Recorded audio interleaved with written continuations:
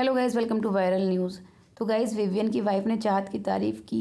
सब मतलब खुश हुए क्योंकि थोड़ा सा अंदाज़ा बाहर से भी था कि वो अच्छा बोल रही हैं, इंटरव्यूज़ में क्लिप पोस्ट कर रही हैं।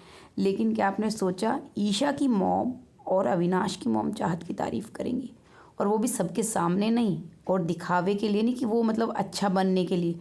मैं आपको सच में जेन्युइनली बता रही हूँ कि वो जेन्युइनली अपने बच्चों को समझा रही थी कि क्या चीज़ सही है क्या गलत है, समझाने की कोशिश कर रही थी। मतलब सच में मुझे ईशा की मॉम की बात सुन के तो लगा सच में वो फ़ील कर रहे हैं कि उनकी बेटी ने कितनी गलतियाँ की हैं, लेकिन फिर भी होता है ना, कवर अप भी करना है सब चीज़ें। और अविनाश की मॉम तो बाहर ईशा को ही बोल चुकी है कि वो गेम खेल रही है ना। और अविनाश की तो गाइस सभी बजा रहे हैं। अभी बता रही हूँ क्या क्या तारीफ़ें की हैं, पूरी बात तो सुनोगे ही, लेकिन अविनाश की तो सभी बजा रहे हैं। देखिए, आज चाहत की मॉम ने सही से करेक्टर ढीला कर दिया इसका। अब कल को कशिश की मॉम भी यही करने वाली है। यही अपडेट है, कशिश की मॉम आई हैं और उन्होंने बहुत बुरे तरीके से बजाई है अविनाश की। और नूरन भाभी को देख लिया, नूरन भाभी ने भी सही से मतलब इसकी क्लास ली दी है सबके सामने, कुछ नहीं बोल पाया। इवन उसके पेरेंट्स भी बैठे हैं, उसकी भी मॉम है वहाँ पे, जहाँ तक है टेबल पे, तब भी नहीं बोल पाया। तो यहाँ क्या होता है, सबसे पहले ना ईशा, जो मैंने फर्स्ट पिक दिखाई, ईशा की मॉम आके बैठती हैं चाहत के पास। वो कहती हैं कि चाहत बहुत सुंदर है ना। तो ईशा कहती है हाँ, मैं भी कहती हूँ वो बहुत सुंदर है। तो वो कहती है वो बहुत सीधी सादी सी भी है, मुझे तो लगा था तुमसे बहुत बनेगी उसकी, तुम्हारी बहुत बनेगी उससे, यही वर्ड्स थे उनके। हाँ, लेकिन बनी नहीं बिल्कुल भी, तुम्हारी बातचीत होती ही नहीं है ना। फिर वो एक बार मतलब ईशा की आंखों से थोड़ा सा वो होता है, समझ रहे हो ना, आंखों ही आंखों में वो कुछ बोलना चाहती है ईशा। तो पता है फिर वो कहती हैं हाँ, अब पता नहीं वो इतनी सीधी है या इतना सीधा बन के दिखा रही है, लेकिन बाहर वो बहुत सीधी लगती है। तो समझ रहे हो, अब वो अपनी बेटी को सीधा ये तो बोलेंगी नहीं कि तू ईविल ईशा लग रही हो बेटा बाहर, है ना, कुछ चाहत से सीखो।